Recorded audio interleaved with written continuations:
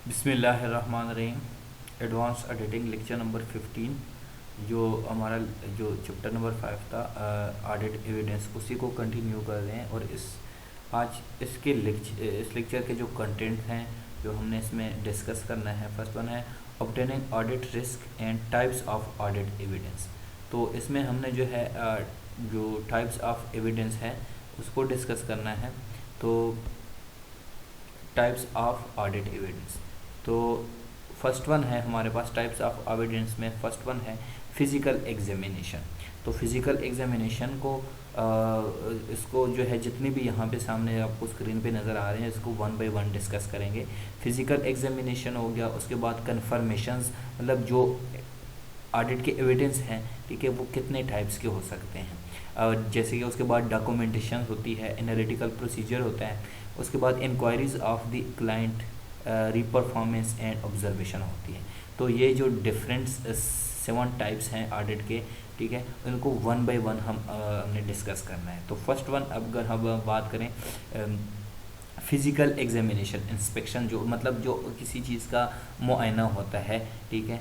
अब देखिए, inspection or count by the auditor of a tangible asset, कि जितने भी टेंजिबल एसेट जो है फाइनेंशियल रिपोर्टिंग में लेट सपोज जो है वो रिपोर्ट की गई हैं, ठीक है, तो उसकी जो है इंस्पेक्शन की जाती है और उसको काउंट किया जाता है, ठीक है, कि क्या जो टेंजिबल एसेट्स हैं जो जो फाइनेंशियल रिपोर्टिंग में जो रिपोर्ट कर दिए गए हैं, ठीक है, क्या ये जितने लिखे हुए हैं उतने ही हैं या नहीं हैं। अब देखिए, different from examining documentation is that the asset has inherent value. और उसके बाद वो देखते हैं कि जो पर्टिकुलर एसेट है उसकी वैल्यू भी देखी जाती है। डॉक्यूमेंटेशन में तो एक और चीज़ होती है जो कि हम नेक्स्ट में पढ़ेंगे, लेकिन अब अगर हम बात करते हैं इंस्पेक्शन की या एग्जामिनेशन की, तो उसमें क्या होता है कि उसमें सबसे पहले एसेट को काउंट किया जाता है। काउंट करने के बाद उसकी जो है वैल्यू देखी जाती है उस पर्टिकुलर एसेट की। अब अगर इसके बाद जो नेक्स्ट वन है confirmation and information often confirm, जो देखिए कंफर्मेशन होती हैं, ठीक है, कंफर्मेशन वो जो कंफर्म करते हैं, ठीक है, जो फाइनेंशियल रिपोर्टिंग में लिखा होता है वो पॉजिटिव कंफर्मेशन भी हो सकती है और नेगेटिव कंफर्मेशन भी हो सकती है। वो कैसे हो सकती हैं, देखिए पॉजिटिव कंफर्मेशंस कैसे हो सकती हैं, देखें, ask for response even if balance is correct. देखें, वो जो रिस्पॉन्डेंट होते हैं, डिफरेंट रिस्पॉन्डेंट होते हैं, उनसे पूछते हैं, ठीक है, अगर उनकी रिस्पांस वो देते हैं, ठीक है, अगर वो बिल्कुल एग्जैक्ट उनके एसेट से या उनकी रिकॉर्डिंग से रिपोर्टिंग से बिल्कुल मिल जाती है, तो हम कहते हैं ये पॉजिटिव कंफर्मेशन है कि जो उन्होंने लिखा हुआ है फाइनेंशियल रिपोर्टिंग में, जो भी चीज़ें फाइनेंशियल रिपोर्टिंग में या एसेट्स के बारे में, ठीक है, वो रिकॉर्ड की गई हैं वो बिल्कुल एग्जैक्ट हैं या करेक्ट हैं। सेकेंड वन है more reliable than negative confirmation, या फिर जो उनको देखते हैं कि वो कितने रिलायबल हैं, ठीक है, जो उनकी कन्फर्मेशन मिलती है, तो वो भी पॉजिटिव कन्फर्मेशन में कंसिडर किया जाता है। अगर सेकेंड अगर देखें जो नेगेटिव कन्फर्मेशन है, ठीक है, वो इसके बिल्कुल अपोजिट हैं। जैसे कि अगर किसी रिस्पॉन्डेंट से पूछते हैं, ठीक है, लेकिन वो जो बैलेंस है वो इनकरेक्ट है, मतलब कि फाइनेंशियल रिपोर्टिंग में जितनी वो रिपोर्टिंग की गई है, ठीक है, वो रिपोर्टिंग उससे नहीं मिलती, ठीक है, और जो इनकरेक्ट इन्फॉर्मेशन, तो हम कहते हैं नेगेटिव कन्फर्मेशन हो गई।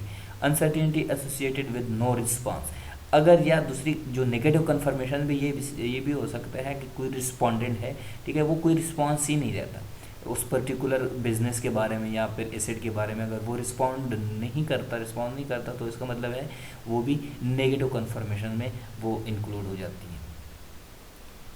अब उसके बाद अगर हम देखें कन्फर्मेशन एंड इन्फॉर्मेशन ऑफन ये जो इसमें देखते हैं इसकी इन्फॉर्मेशन कौन कौन सी होती हैं और इसके सोर्सेज कौन कौन से हो सकते हैं। अब देखिए, डिफरेंट टाइप के एसेट्स होते हैं और इसके सोर्सेज हमें कहाँ कहाँ से मिल सकते हैं। जो ऑडिटर होता है वो कहाँ कहाँ से जो है उसकी सोर्सेज देखते हैं। अब देखिए, एसेट्स देखें, first of all cash in bank है फॉर एग्जाम्पल, ठीक है, इसका सोर्स क्या है, वो बैंक है, ठीक है, कि इनके पास कितने जो है बैंक में अकाउंट में कितने जो है वैल्यू है, कैश है, ठीक है, तो वो देखिए वो उसका सोर्स है बैंक, ठीक है। अगर देखो कैश इन बैंक में जो है उन्होंने लेट सपोज लिखा हुआ है कि 100,000 जो है कैश है बैंक में, जो इसका सोर्स वो जाके बैंक से पता करेंगे, ठीक है। अगर वो 100,000 है तो फिर पॉजिटिव कन्फर्मेशन होगा। अगर उससे कम ज़्यादा है या अगर वो रिस्पॉन्ड ही ना करें तो फिर वो क्या है, नेगेटिव कन्फर्मेशन में आ जाती हैं। उसके बाद अकाउंट्स रिसीवेबल किन किन से लेना है उन्होंने पैसे, तो वो जो उनके कस्टमर होते हैं जिनको उन्होंने जो है क्रेडिट पे कोई चीज़ दी हुई है, ठीक है, तो उनसे वो कंफर्म कर सकते हैं। उसके बाद जो नोट्स रिसीवेबल है उसकी सोर्सेज मेकर हैं, ठीक है। On inventory out on consignment जो है वो कंसाइनी जो होते हैं वो उसकी जो है सोर्सेज हैं, ठीक है, वहाँ से वो उसकी कंफर्मेशन कर सकते हैं। Inventory held in public warehouses, और वो भी जो कंसाइनी होते हैं उनसे वो क्या कर सकते हैं, उसकी सोर्सेज से वो कंफर्म कर सकते हैं। और उसके बाद कैश सरेंडर वैल्यू और लाइफ इंश्योरेंस, वो इंश्योरेंस कंपनीज जो होती हैं वो से उनके सोर्सेज होते हैं। तो एक ही मैंने एग्जांपल ली, बाकी सारी जो इसके सोर्सेज आगे लिखे हैं वेरी इजीली आपको इसकी समझ आ जाएगी। उसके बाद होते हैं डॉक्यूमेंटेशन। जो डॉक्यूमेंटेशन है उसमें देखें documentation types of documentation, documents vouching and documents tracing, ये 3 टाइप्स हैं डॉक्यूमेंटेशन की जिसको हमने डिस्कस करना है। तो फर्स्ट वन है टाइप्स ऑफ डॉक्यूमेंटेशन। देखिए डॉक्यूमेंटेशन की भी 2 टाइप्स होती है, एक इंटरनल डॉक्यूमेंट्स होते हैं, एक एक्सटर्नल डॉक्यूमेंट्स होते हैं, ठीक है। इनका एविडेंस वो कैसे लेते हैं, देखिए फर्स्ट ऑफ ऑल अगर हम देखें इंटरनल डॉक्यूमेंट की अगर हम बात करें, it prepared and used with in client company, जो क्लाइंट की कंपनी है उसके अंदर ही उसको यूज़ करते हैं, does not go outside the client, और उसकी जो क्लाइंट है उससे वो जो डॉक्यूमेंट्स हैं वो आगे नहीं जा सकते, ठीक है। अब देखो external document has been in hand of an outside party to the transaction, जो ट्रांजैक्शन होती है, ठीक है, वो उस पर्टिकुलर क्लाइंट से भी आगे वो जाती है, वो डॉक्यूमेंट्स वो जाते हैं, तो उसको एक्सटर्नल डॉक्यूमेंट्स। ये जो एक्सटर्नल डॉक्यूमेंट्स है it is more reliable then internal documents, तो ये वो ज़्यादा रिलायबल होते हैं इंटरनल डॉक्यूमेंट से। अगर हम बात करें ऑडिटर की उसकी हवाले से, अब देखिए एनालिटिकल प्रोसीजर्स क्या होते हैं इसमें। Analytical procedure are one of many financial audit process which help in auditor understand the client's business and changes in the business and to identify potential risk area to plan other audit procedure. देखिए उसमें वो देखते हैं analytical procedure में, ठीक है, कि उनकी जो फाइनेंशियल ऑडिट है उसके प्रोसेस देखो कई तरीक़ों से हो सकता है, ठीक है, जिसकी वजह से ऑडिटर को अंडरस्टैंड होता है, वो अंडरस्टैंड करता है क्लाइंट बिजनेस को, ठीक है, या उसमें जो चेंजिंग करते हैं, ठीक है, उसको देखते हैं और चेंजिंग के बेस पे, ठीक है, वो अपने जो रिस्क है उसको आइडेंटिफाई करते हैं, ठीक है। तो अपने रिस्क को आइडेंटिफाई करने के बाद वो रिस्क को रिड्यूस करते हैं और डिफरेंट जो है वो प्रोसीजर यूज़ करते हैं, इसको कहते हैं एनालिटिकल प्रोसीजर। उसके बाद अगर हम इंक्वायरीज़ की बात करें, इंक्वायरीज में auditor obtains information from the clients in response to question, वो इंक्वायरी करते हैं उनसे, मतलब क्वेश्चन पूछते हैं, और वहाँ पे आप देखो यहाँ पे डॉक्यूमेंट्स की बात नहीं होती, ना एसेट के, ना वो काउंट करते हैं, ना डॉक्यूमेंट्री देखते हैं, डॉक्यूमेंटेशन देखते हैं, यहाँ पे इंक्वायरीज होती है। इंक्वायरीज कैसे हो सकती हैं, वो जस्ट क्वेश्चन पूछते हैं और वो रिस्पांस लेते हैं अपने जो क्लाइंट्स होते हैं उनसे। अब सेकंड वन क्या है, also much evidence is obtained through inquiry it can not be regarded as conclusive and may be biased in the client favour. तो ये भी हो सकता है कि जो इन्फॉर्मेशन रिस्पांस क्वेश्चन के तौर पर मिल जाते हैं, ये हो सकता है कि बिल्कुल उसमें कोई बायसनेस भी हो सकती है, ठीक है, जो क्लाइंट्स है वो क्लाइंट्स फेवर करें, ठीक है। तो ये भी हो सकता है कि इस तरीके से, इस मेथड से जो भी इनको एविडेंसिया मिल जाते हैं ये बिल्कुल 100% ट्रू नहीं होते। उसके बाद जो है वो देखते हैं फाइनेंशियल स्टेटमेंट, जो है उनको देखते हैं financial statement sessions are management's explanation about the recognition, measurement, presentation and disclosure of information in the financial statement. अब फाइनेंशियल स्टेटमेंट वो एंड पे आ जाते हैं, हाँ जी, कि फाइनेंशियल स्टेटमेंट असेसमेंट में वो क्या चीज़ें देखते हैं कि उन्होंने जो रिकॉग्निशन की है, एसेट की रिकॉग्निशन, उसकी मेजरमेंट के बारे में और उसको प्रेजेंट कैसे और डिस्क्लोज कैसे कर दिया है फाइनेंशियल स्टेटमेंट में। तो ये जैसे कि हमने ओवर स्टेटमेंट या अंडर स्टेटमेंट की बात की है, ठीक है, कि वो अपनी एसेट्स को या एसेट को क्या करते हैं, ओवर स्टेटमेंट कर देते हैं या अंडर स्टेटमेंट लिख देते हैं, ठीक है। डिफरेंट उसकी जो है वो फिर रीज़न हो सकते हैं, वो उसमें वो देखते हैं कि टैक्स से बचने के लिए वो क्या करते हैं, वो अंडर स्टेटमेंट लिखते हैं, ठीक है। या फिर अगर उनकी जो है कोई लोन वगैरह लिए हुए हैं, ठीक है, तो उसे फिर वो जो है उस वजह से भी वो क्या करते हैं, या फिर ओवर स्टेटमेंट करते हैं या अंडर स्टेटमेंट करते हैं, ठीक है। तो ये वो चीज़ होती है कि जहाँ पे ऑडिटर जो है वो एविडेंस देखता है कि क्या ये पर्टिकुलर फाइनेंशियल रिपोर्टिंग में जितनी भी रिकग्निशन या रिकॉर्डिंग की गई है ये एग्जैक्ट ठीक है या नहीं है। अब अगर नेक्स्ट वन हम बात करें, इसमें हमारे पास है फाइनेंशियल स्टेटमेंट एडिशन जो है, इसमें देखते हैं एग्जिस्टेंस को ऑकरेंस को देखते हैं। दो चीज़ें होती हैं, ठीक है, फाइनेंशियल स्टेटमेंट में कि जो भी एसेट्स या लायबिलिटी है जो कि गिवन है फाइनेंशियल स्टेटमेंट में, क्या उसकी एग्जिस्टेंस पर्टिकुलर बिजनेस में है या है भी नहीं, या वैसे ही इन्होंने इसको रिकॉर्ड किया गया हुआ। अब existence in asset or liability exist at a given data, a computer is recorded on the asset register, does it really exist. देखिए लेट सपोज किसी बिजनेस ने लिखा हुआ है कि जो है हमारे पास कंप्यूटर है उसकी वैल्यू इतनी है, ठीक है, लेट सपोज 20,000 है। तो जो ऑडिटर क्या देखता है, वो उस फाइनेंशियल स्टेटमेंट के बेस पे वो देखते हैं उस पर्टिकुलर एसेट की एग्जिस्टेंस को देखते हैं, ठीक है। कि अब यहाँ पे अगर कंप्यूटर की एग्जांपल है तो फिर वो कंप्यूटर को देखता है कि हाँ जी कंप्यूटर पड़ा हुआ है इनके पास या नहीं पड़ा हुआ। उसके बाद ऑकरेंस जो है वो देखते हैं, अच्छा कि उसकी जो है ट्रांजैक्शन जो है या इवेंट वो जो ट्रांजैक्शन की है actually took place during the period. अच्छा देखिए उसमें देखते हैं कि फाइनेंशियल स्टेटमेंट अब उस पर्टिकुलर अगर देखिए हम अगर कंप्यूटर की बात करें, ठीक है, क्या ये इस कंप्यूटर को पिछले साल तो इन्होंने इनको रिकॉग्नाइज किया था, इसके एक्सपेंस वगैरह लिखे थे, क्या इस दफ़ा भी इन्होंने जो है उसको नोट डाउन किया है या नहीं किया हुआ, ठीक है। अब देखें कि क्या ये एक ही एसेट को बार बार तो वो रिकॉर्ड नहीं कर रहे।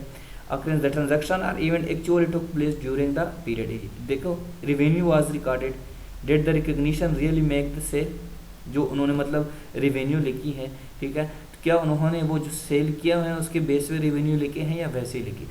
अब जैसे अगर एक्सपेंसेस रिकॉर्ड किए गए हैं, was the expenses actual incurred, तो वो जो एक्सपेंस किए हुए हैं जो एक्चुअल में उन्होंने एक्सपेंस किए हैं या नहीं किए। तो इन चीज़ों को जो है फाइनेंशियल स्टेटमेंट को देयर सेक्शन में वो देखते हैं कि इन चीज़ों की वो क्या करते हैं, एविडेंस देखते हैं। अब अगर एक फाइनेंशियल स्टेटमेंट असर्शन में देखिए, कट ऑफ जो है क्लासिफिकेशन है, कंप्लीटनेस, एक्यूरेसी, जो कि हमने फर्स्ट चैप्टर में फर्स्ट इसके लेक्चर में देखा था, ठीक है। अब देखो कट ऑफ में क्या होता है, transaction and events have been recorded in the correct accounting period. Cut off में देखते हैं कि जो ट्रांजैक्शन और इवेंट्स हैं, ठीक है, क्या वो अकाउंटिंग पीरियड में सही तरह से वो रिकॉर्ड किए गए हैं या नहीं किए गए। अब उसकी क्लासिफिकेशन कैसे की जाती है, क्लासिफिकेशन मतलब उसको प्रॉपर अकाउंट में लिखा गया है या नहीं लिखा गया, जो डिफरेंट एसेट्स होते हैं। उसके बाद कंप्लीटनेस में देखते हैं, all transaction that should have been recorded. Completeness में वो देखते हैं कि जितनी भी ट्रांजैक्शन है वो सारी की सारी रिकॉर्ड हुई है या नहीं हुई। एट द एंड ऑफ जो फाइनेंशियल स्टेटमेंट असर्शन में वो देखते हैं, एक्यूरेसी देखते हैं, the transaction were recorded at the proper amount और रेवेन्यू और विदाउट एनी एरर। तो जो ट्रांजैक्शन रिकॉर्ड की गई हैं प्रॉपर अमाउंट के साथ, ठीक है, उसकी रेवेन्यू और एक्सपेंस जो है, ठीक है, उसमें कोई एरर है या नहीं है। उसके बाद फिफ्थ वन है सब्सटेंसिव प्रोसीजर। सब्सटेंसिव प्रोसीजर में वो क्या देखते हैं, ठीक है, कि कोई मटेरियल जो है उसकी मिसस्टेटमेंट तो नहीं है, ठीक है, जो अगर कोई मटेरियल है उसको मिसस्टेट तो नहीं किया हुआ, ठीक है। अब देखें at the assertion level they compromise test of details and substantive analytical procedure. जैसे कि हमने एनालिटिकल प्रोसीजर में देखा कि जो चीज़ें इनके पास पड़ी हुई हैं, मटेरियल वगैरह है, ठीक है, तो वो अंडर स्टेटमेंट या ओवर स्टेटमेंट तो उसकी नहीं करते, ठीक है, सिंपल। पहले भी हम इसको डिस्कस करें। एनालिटिकल प्रोसीजर डेफिनेशन क्या है, procedure consist of the evaluation of financial information in audit made by a study of possible relationship among both financial and non financial data. उसमें देखते हैं फाइनेंशियल और नॉन फाइनेंशियल दोनों, मतलब materiality देखते हैं, फाइनेंशियल डेटा और नॉन फाइनेंशियल डेटा दोनों को देखते हैं और उसके बेस पे वो एवेल्यूएशन करते हैं फाइनेंशियल इंफॉर्मेशन के जो ऑडिट करता है। अब सब्सटेंसिव प्रोसीजर की अगर हम बात करें, इसका एम क्या होता है, test of account balances, test of class of transaction, test of disclosure. ये जो तीन है इसको हम पहले भी डिस्कस कर चुके हैं, ठीक है, कि इनका जो एम होता है ये होता है कि वो देखते हैं अकाउंट बैलेंस को, ट्रांजैक्शंस को और उसके बाद डिस्क्लोज करते हैं। वन में change the scope of audit procedure by changing the NTAR recorded in ET। अब देखते हैं कि उन्होंने जो लिखा हुआ है, ठीक है, जो NT है मतलब नेचर, टाइमिंग, एक्सटेंट, वो देखते हैं। नेचर में देखते हैं type and form of assets, particular asset, और टाइमिंग में व्हेन परफॉर्म, कब हुआ। एक्सटेंट में देखते हैं क्वांटिटी ऑफ एविडेंस ऑब्टेन, ठीक है। तो ये रिकॉर्ड इस किस ऑर्डर से, मतलब NTA से है या NET से, किस ऑर्डर से इन्होंने इसको रिकॉर्ड किया गया है। Nature and timing of procedure, उसके बाद नेचर एंड टाइमिंग की अगर हम बात करें, holding the extent of procedure concern, one में increase the scope of procedure, make them more effective by either changing them, nature obtain more reliable evidence, often extremely generated evidence. अगर उसके बाद हम टाइमिंग की बात करें, इसको हम पहले भी डिस्कस कर चुके हैं, इस वजह से मैं जस्ट इसको एक दफ़ा रीड कर देता हूँ। Timing, wait until year end to obtain evidence from entire set of transaction is contrasted to perform interim testing say 2 months prior to year end and simply updating those procedure। जैसे को हमने इसको पिछले जो है स्लाइड में इसको discuss कर लिया, ठीक है, सेम वही चीज़ है। अब एट द एंड जो है extent of procedure, holding other factor such is the nature and timing of procedure constant, the greater the risk of material misstatement the greater the needed extent of substantial procedure. मतलब जितना कि उसमें risk जो है increase होगा, miss statement increase होंगी, उतनी substantial जो प्रोसीजर है वो इंक्रीज होगी, क्योंकि जो एरर होगा उस एरर को रिड्यूस कर लेंगे, ठीक है। The main way to increase the extent of audit procedure is to examine more item, simple size should reduce detection risk so as to restrict audit risk to a low level, जिसको हमने discuss किया था। ये जो chapter था हमारा evidence का, audit evidence का, ये यहाँ पे कंप्लीट हो गया।